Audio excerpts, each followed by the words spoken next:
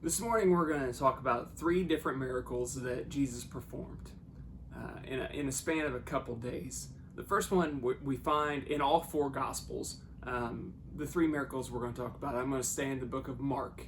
But the first one takes place in all four of the Gospels: Matthew, Mark, Luke, and John. But each one has a different take, as the case with all the miracles and the teachings and the healings and the parables and all the things that Jesus did. They all have their own little take on it. It's something that stuck out to them. The feeding of the 5,000, found in Mark chapter 6. Now, like I said, this is found in all four of the Gospels, but they all had different little things. Luke tells us that this story takes place in a little town called Bethsaida. We don't know anything else other than it's in Bethsaida. The other three don't say town, but Luke does. His studies find that. And it tells us that in the book of Matthew, this takes place after John the Baptist had been beheaded. Jesus found out that his cousin had been murdered. And he tells us in Mark that Jesus tells his disciples, let's get away. Let's go away for a little while. Let's spend some time alone, away from everybody. Which is understandable when you find out your first cousin that you have is dead. That your friend, John the Baptist, the one that had paved the way, the one that had baptized you, the one that had set everything up in store for you, is no longer with us. He wanted to be alone. So they get in a boat and then they go over to Bethsaida, as Luke tells us. And he says that as he's on their way, the crowd recognizes that Jesus is leaving and he's going over there. And so they race to beat him over to Bethsaida. And they arrive there. When Jesus gets there, it tells us that there are 5,000 people. Now, it says 5,000 men in this one, and that's not counting the women and children. So we're estimating 5,000, 15, 20,000 people are gathered around hearing Jesus speak. And it tells us that it's getting late in the day. And he says that the people getting hungry. And the disciples come to Jesus and it says, hey man, it's late, the people are hungry, send them away. There's nothing here. This is a desolate place, is what the Gospels call it. This is a desolate place. There's nothing here. Send them away so that they can go into town and buy food for themselves. And Jesus says, you feed them. I have compassion on these people. We need to feed them. He said, well, how do we do this? And it says that Philip speaks up and says it would take a whole lot of money that we don't have to feed all these people. Not only that, we couldn't find it all. He says, take care of it. What do we have? And so John tells us that there's a young boy that had 5 loaves of bread and 2 fish. And Jesus takes the 5 loaves of bread and the 2 fish, and he gives thanks for the bread. He gives thanks for the fish, and he tells them to disperse it. Set the people up into groups 50 and hundreds of people. And they pass the bread around, the fish and the bread, and they find that it doesn't run out. It doesn't empty. They don't ever run out of bread. They don't ever run out of fish. In fact, they have 12 basketfuls of bread and fish left over afterwards. Amazing, the power of Jesus at this moment to feed 5,000 people. But then when you flip over to Mark chapter 8, and this is found also in the Gospel of Matthew, Luke and John don't talk about this. He feeds 4,000 people. Now, some experts say, well, some scribe got confused and wrote down the miracle twice. But there's some differences here. Here it says there are 4,000 people. He counts not just the men, but 4,000. It says that they arrive off of the Sea of Tiberias in a boat, and the people greet them, 4,000 in number. And it says that after 3 days of being with them, Jesus looks around and says, the people haven't eaten in 3 days. I have compassion for them. They're hungry. Feed them. And again, the disciples speak up and they say, but how are we going to feed them? We don't have enough money to buy all this food. We don't have enough food to pass around. Which blows my mind that they just watched him feed a minimal of 5,000 people. Probably double that, maybe triple that. With 5 loaves of bread and 2 fish. But they ask, how do we do this? How is this possible? Newsflash, all things are possible through Christ. Paul said that in Philippians. Jesus says, what do we got? and tells us that they had 7 loaves of bread and some fishes. We don't know how many fish they had. Doesn't matter. They had it. And so Jesus took the bread and he gave thanks for the bread and they passed it around. And then he took the fish and he gave thanks for the fish. Now that's the difference in the other parable, or the other miracle with the 5,000, is he did that completely all at once. This time he separated it out. So we know that this is 2 different situations here, 2 different stories. They pass it around and they come back with another 5 basketfuls afterwards. Another difference. But it's amazing to think about this. 5,000 people, 4,000 people, 20,000. It doesn't matter. 2 times here, Jesus takes just a little bit and he does so much with it. Now, smack dab in the middle of those 2 stories, those 2 miracles, Jesus has another great miracle. Right after the feeding of the 5,000 in Mark chapter 6, they feed the 5,000 and they get into a boat. Jesus sends the disciples out into the Sea of Galilee by themselves. He said, I'll catch up with you on the other side. I need some time. I want to be alone here for a little bit. Everybody needs a little break sometimes. And he says, you guys get away for a little bit. I'm tired of hearing you whine and cry. I'm tired of you complain. I'm tired of doing this. And you all go. And it tells us that in the middle of the night, they look out and they see something out on the water. And they scream, it's a ghost. Because that's the first thing I think when I see something strange out on the sea. It's a ghost. And Jesus speaks up, don't be afraid, it's just me. And Peter speaks up and says, Jesus, if it is really you, command me to come out into the water with you. And Jesus says, come. So Peter climbs up out of the boat and gets onto the Sea of Galilee and starts walking towards Jesus. But it tells us that as he's walking, a storm's coming upon him and the waves are crashing around him and the lightning's crashing and the thunder's rolling in, and he starts to look around as the waves get up to eye level and he's scared. And he begins to sink. And he starts falling down deep into the water until it's almost encompassing him, until it's almost surrounding him completely, and he's almost underwater, and Jesus has reached out and grabs his hand and pulls him up and says, O ye of little faith, why did you doubt? Now, if I'm Peter, I would look up and say, dude, I just climbed out of a boat and walked out on the water to you. But he doesn't. Now, he did have little faith. He had the faith to get out of the boat. But as soon as life got a little tough, his faith shrunk. It shriveled. He was lost in that moment. Now, these 3 stories, feeding of 5,000, feeding of the 4,000, and Jesus walking on the water, and Peter walking on the water as well, they show us who Jesus is. First, they show us that Jesus is compassionate. In both stories of the feeding of the 5,000 and the feeding of the 4,000, it tells us that Jesus had compassion. He felt for these people because, well, in the 4,000, they'd been there for 3 days and they had eaten and they were hungry.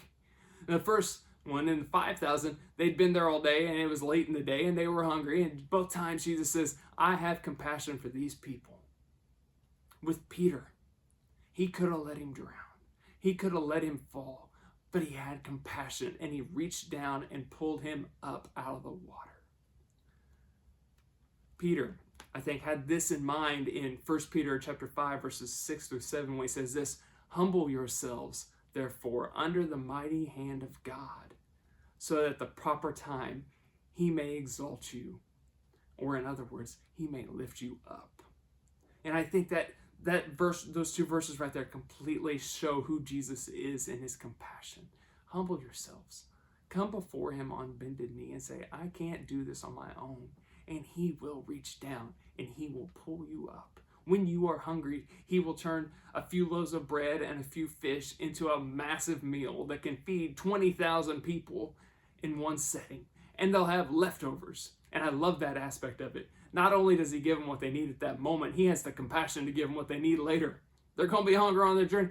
He's going to give, in the feeding of the 4,000, he says, they haven't eaten in 3 days. If I send them home on their own, it says that tells the disciples, I can't do it because if they do, they'll faint because they'll get tired and weary on their journey. And I care so much about them, I don't want them to fall.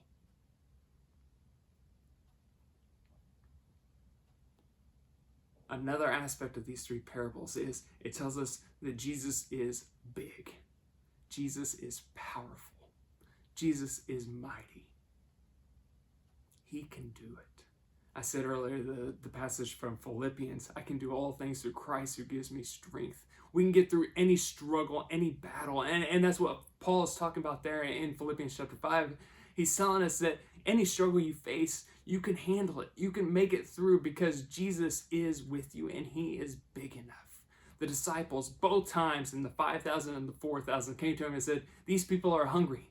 Send them away so they can go get food. We can't do this. And Jesus said, you can't, but I can, because I am big enough to handle this. Jesus told Peter, get up out of that boat and come to me. And Peter said, okay. But as soon as the problem started to arise, as soon as the struggle started to come, as soon as the storm was upon him, as soon as the waves were crashing around him, he was worried and said, I can't do this. And Jesus said, I can. Why don't you trust me? In 1 Peter chapter 5, right after Jesus said that he will lift you up, he says, cast all your anxieties on him because he cares for you. Be sober-minded. Be watchful. Your adversary, the devil, prowls around like a roaring lion, seeking someone to devour. Resist him, firm in your faith, knowing that the same kind of sufferings are being experienced by your brotherhood throughout the world. And after you have suffered a little while, the God of all grace, who has called you to his eternal glory in Christ, will himself restore, confirm, strengthen, and establish you. He is big enough to handle that lion that is prowling around, ready to devour you. That struggle you're facing, he can handle it. He will take care of you. He says in another teaching of his to take my yoke upon you. Give me your yoke and take mine upon you, because my burden is light. All you who are weary, cast your cares on him. But these three stories also tell us the biggest and the most important factor of it all. Jesus is in control. The disciples didn't know where to go to get food. They didn't know how they were going to pay for it. They didn't know where the meal was going to come from. They didn't know. And they didn't need to know, because he did. And he was in control. Peter began to sink because the worries of the world were gathered around him. And he wasn't in control. And he was fearful because he didn't know what was going to happen, but Jesus did. In all things, he is in control. Like Paul said, I can handle all things, everything, because he is the one that strengthens me. He is the one that has control of my life. Peter said this to close out that passage in 1 Peter chapter 5. To him be the dominion forever and ever. To him be in control. To him watch over. To him be the strength that gets us through everything, because he is in control in all things. Now, John, I said earlier that the 5,000 was found in all four of the Gospels, and Matthew and Mark have the 4,000. But John, after he tells the story of Jesus feeding the 5,000 and then Jesus walking on the water, says this. Right after he walked on the water, he says in John chapter 6, on the next day, the crowd that remained on the other side of the sea saw that he had been only on the boat there, and that Jesus had not entered the boat with the disciples, but the disciples had gone away alone. Now, I'm sure they were freaking out at this moment. Other boats from Tiberias came near the place where they had eaten the bread that the Lord gave thanks. So when the crowd saw that Jesus was not there, or his disciples, they themselves got into boats and went to Capernaum to seek Jesus. And when they found him on the other side of the sea, they said to him, Rabbi, when did you come here? Jesus answered them, truly, truly, I say to you, you are seeking me, not because you saw the signs, not because you saw the power, but because you are hungry. You ate your fill of the loaves, and you want more. Do not work for the food that perishes, but for the food that endures to eternal life, which the Son of Man will give to you. For on him God the Father has set his seal." Then they said to him, "What must we do to be doing the works of God?" And Jesus answered them this, "The work of God, that you believe in him who he has sent." So they said to him, "Then what sign do you do that we may see and believe you? What work do you perform? Our fathers ate the manna in the wilderness. As it is written, he gave them the bread from heaven to eat." And then Jesus said to them, "Truly, truly, I say to you, it was not Moses who gave you the bread from heaven, but the Father who gives it the true bread from heaven. For the bread of God is he who comes down from heaven and gives life to the world." And they said to him, "Sir, give us this bread always." And Jesus says, and this is important, this is the most important thing I'll say today, because this encapsulates everything: his compassion, his power, his dominion. "I am the bread of life. Whoever comes to me shall not hunger, and whoever believes in me shall never thirst. But I said to you that you have seen me, and yet you do not believe. All that the Father gives me will come to me, and whoever comes to me I will never cast out. For I have come down from heaven not to do my own will, but the will of him who sent me. And this is the will of him who sent me, that I should lose nothing of all that he has given me, but raise it up on the last day. For this is the will of my Father, that everyone who looks on the Son and believes in him should have eternal life, and I will raise him up on that last day." We are all hungry. We are all thirsty. We are all sinking into the sea of sin and despair and death. But we have the God who is in control, who is compassionate, who has the power over everything, as Paul said, over power over sin and death. And he gives us that bread of life to eat when we are hungry. He gives us that hand of saving when we are sick and dying, because he cares about us. His purpose of coming to this earth was for one purpose: to save us from sin, from death, despair, from the clutches of Satan, because he cares about us. So when you are worried, when you are hungry, when you are in doubt, when you are in fear, when your life is in turmoil, remember, we have a God who is compassionate. We have a God who is big enough. We have a God who is in control. Have faith. Have a great week.